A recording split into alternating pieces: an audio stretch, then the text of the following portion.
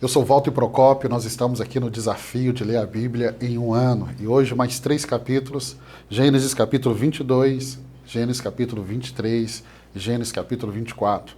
Quero te lembrar que a versão da Bíblia que eu estou usando é a NVI, Nova Versão Internacional. Não tem problema se a sua versão é diferente.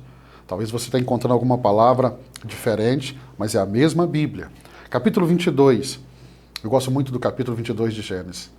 Porque é o momento que Deus está provando Abraão. E começa assim, passando algum tempo do nascimento de Isaac. Isaac aqui já é um adolescente. Passando algum tempo, Deus pôs Abraão à prova, dizendo-lhe, Abraão, ele respondeu, eis-me aqui. Eu quero te chamar a atenção sobre Deus pôs Abraão à prova. Você precisa entender isso da forma correta. Se formos lá para o livro de Tiago, no Novo Testamento, Tiago, meio-irmão de Jesus, a Bíblia vai dizer, por meio de Tiago, no capítulo 1, que Deus não prova ninguém com mal. Então é um erro quando, por exemplo, surge uma enfermidade na nossa vida. Uma enfermidade, ela é resultado do pecado de Adão. Nós vimos isso aqui na primeira e na segunda aula. Uma enfermidade na família, e as pessoas dizem assim, Deus colocou um câncer na minha casa. Não, Deus não faz isso. Deus não prova ninguém com mal. É isso que Tiago, no capítulo 1, vai dizer. Então, quando Deus nos prova, Deus não nos prova com mal, Deus nos prova com bem. Porque Deus, se Ele nos provar com mal, Ele vai contra o caráter dEle. Então, aqui Deus pôs Abraão à prova. Pastor, Deus me coloca à prova? Sim, mas coloca com coisas boas. E aí ele continua dizendo, verso 2, então disse Deus, tome seu filho, seu único filho, Isaque, a quem você ama, e vá para a região de Moriá, sacrifique-o ali como holocausto, num dos montes que indicara. Hoje eu e você, com a Bíblia toda, o cano bíblico fechado, nós sabemos que Deus não pediria um sacrifício humano. Não há nenhum registro bíblico de Deus pedir um sacrifício humano. Isso não é do caráter de Deus. Isso é de caráter de outros deuses, caráter de demônios, não de Deus. Era uma prova. Abraão não tinha essa informação que eu e você temos. No Novo Testamento, Paulo vai dizer que Abraão tinha expectativa que Deus poderia ressuscitar Isaque das cinzas. Olha a fé desse homem. E aí o capítulo 22, ele acontece todo em cima dessa prova de Abraão entregar o filho que mais ama. Aprenda isso hoje. Um dos maiores desafios da nossa caminhada cristã é quando Deus pede aquilo que nós amamos. Deus pode pedir um emprego que você tanto ama. Não é que Deus quer deixar você desempregado. Se Ele está pedindo você um emprego, é porque Ele vai abrir uma porta ainda melhor para você. Então, abrir mão do que nós mais amamos é tão difícil. E aí, eu quero ler com você aqui no verso de número 8. É a resposta de Abraão para Isaque. Isaque pergunta, olha, temos aqui fogo, temos lenha, mas onde está o cordeiro? E o verso 8 respondeu Abraão, Deus mesmo há de prover o cordeiro para o holocausto, meu filho. E os dois continuaram a caminhar juntos. Abraão, aqui ele vai dizer assim, Deus vai prover. É a primeira vez que a expressão Jeová Jiré aparece na Bíblia. Deus vai se revelando em toda a Bíblia, e a revelação bíblica, eu ensino isso no seminário, ela é progressiva. Então é a primeira vez que Deus se revela com o nome de Jeová Jiré, o Deus provedor. Se você precisa de uma provisão, pode orar a Jeová Jiré. Abraão está dizendo, Deus vai prover. E quando eles chegam no topo do monte, Abraão amarra Isaque, coloca sobre o altar. A Bíblia vai dizer que quando ele levanta o cutelo, a faca, um anjo vai bradar do céu, dizendo, não faça isso. E o anjo vai dizer, Deus já conhece o seu coração. E quando Abraão olha do lado, ele vê um cordeiro, ele vê já o sacrifício pronto, um carneiro pronto. Interessante que Deus pediu a Abraão o seu único filho. E aí eu preciso te lembrar de João, Evangelho de João, capítulo 3, verso 16. Que Deus sendo pai, assim como Abraão, ele entregou o seu único filho. E na cruz do Calvário, houve um silêncio nos céus.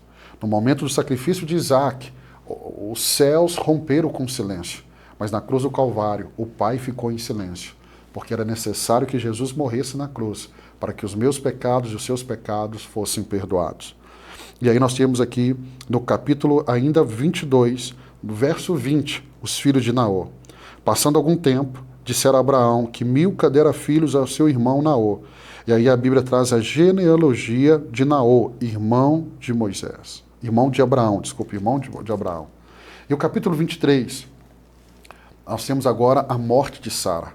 Eu queria no capítulo 23, você leia, te lembrar de algo.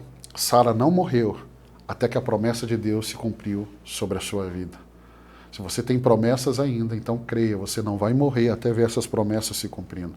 E aqui é o momento que Abraão vai comprar uma porção da terra para que Sara, sua esposa, fosse enterrada. Isso é importante, pastor? Isso é muito importante. Porque durante toda a peregrinação de Abraão na terra, e a Bíblia vai dizer, lá em Hebreus, que Abraão peregrinou pela fé, porque ele esperava uma cidade, a cidade santa. Na peregrinação, Abraão foi comprando essa terra. Quando Josué entra para conquistar, ele não está tomando posse de algo que não era deles. A terra era deles por herança, porque Abraão, Isaac e Jacó compraram toda aquela terra. Capítulo 24 é o momento que Abraão, agora já bem idoso, ele tem uma preocupação, e a preocupação de todo pai. Se você ler o capítulo 24, é uma história linda, uma história de amor, porque o capítulo 24 fala da esposa de Isaac. Abraão chama o servo mais antigo da sua casa, Eliezer, e fala com ele, olha, você vai fazer um juramento comigo. Você vai voltar para a casa dos meus parentes, e você vai encontrar uma esposa para o meu filho Isaac, que seja da minha família. E ele sai nessa grande busca. E interessante, porque essa história é tão linda. Eu quero que você leia e leia com muita atenção o capítulo 24, porque esse servo, no caminho, ele faz uma oração. Ele fala assim, Deus, se o Senhor me der graça, me abençoar. Deixa eu ler essa oração para você. Está aqui, ó, no verso 12. Então orou. Oração do servo de Abraão, que foi buscar a esposa para Isaac. Senhor Deus, do meu senhor Abraão, dá-me nesse dia bom êxito, e seja bondoso com meu senhor Abraão. Como vês, estou aqui ao lado desta fonte, e as jovens do povo dessa cidade estão vindo para tirar água. Concede que a jovem a quem eu disser, por favor, inclina o seu cântaro e dê-me de beber, e ela me responder, bebe, também darei água aos teus camelos, seja essa que escolheste para o teu servo Isaque. Saberei assim que foste bondoso com meu Senhor. Que oração! Parece uma oração simples, mas não é. Preste muita atenção. A oração dele é, eu estou diante da fonte, as mulheres vêm para buscar água, porque era o costume das mulheres em buscar água. Guarde isso. Talvez você não vai guardar, mas vou te lembrar lá no Novo Testamento. Quando Jesus dá ordem para preparar a ceia, ele diz, vai encontrar um homem com um cântaro na cabeça. Desde Abraão, a cultura é de as mulheres buscarem águas, não um homem. Quando Jesus fala que eles vão encontrar um homem buscando água, era quase impossível isso. Mas quando Deus fala algo, não é impossível. As mulheres estão saindo para buscar água. Olha que interessante. Ele diz assim, a mulher, a jovem que vai casar com Isaac. Eu vou ver que a resposta do Senhor, ela vai tirar água para mim beber e ela vai dar água para os camelos. Uma comitiva daquela levava no mínimo 12 camelos. Você tem ideia quantos litros de água um camelo bebe? Então ele está dizendo assim, essa jovem, ela vai dar água para mim e para o camelo. Essa jovem deveria voltar na fonte pelo menos 1.000 a 1.200 vezes. Você imagina o esforço físico? A oração dele não foi simples, mas o texto vai dizer, aqui ó, no verso 15, antes que ele terminasse de orar, surgiu Rebeca. Eu gosto muito no Novo Testamento, quando a palavra do Senhor diz assim, antes que a palavra saia da nossa boca, a resposta já vai chegar. Ele acabou de orar e chega Rebeca. E Rebeca diz, eu vou dar água para você e eu vou dar água para os camelos. Eu gosto de falar de Rebeca como essa mulher que parece a mulher de Provérbios 31. Ela não é apenas sábia, ela é trabalhadora, ela não tem preguiça. E aí você vai ver o terminar da história, que ele vai voltar com Rebeca. Rebeca vai casar com Isaac, eles vão ter 2 filhos, e ela entra na história, como esposa de um patriarca.